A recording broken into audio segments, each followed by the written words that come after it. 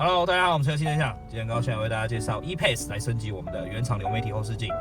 流媒体后视镜这个是原厂的不是我们外面加装的那种电子后视镜哦，它是正原厂的首先我们可以看到专用的支架，原厂的支架都是直接替换的没有任何一根线，因为全部都是专用线组对插。好了，我们看一下原车的这些功能第一个防眩功能一定是有的，再来是我们可以一键切回镜子，我们也可以一键切回镜子的画面就变成一般传统的镜子，放上来就变回来电子后视镜的功能。那我们也可以去调整我们的亮度，亮度的部分可以去调整，亮度的部分可以调整。再来就是视角的高低度，我们可以照远一点，照近一点，这些都可以透过原车这边去做调整。那原厂流媒体的这个后视镜呢，解析度非常的好之外，再来就是它的帧数很高，它不会像有一些电子后视镜会有lag的情形，它完全不会有。所以这一组流媒体后视镜呢，算是我们非常推的原厂的流媒体后视镜有兴趣也可以下去我们粉丝专页。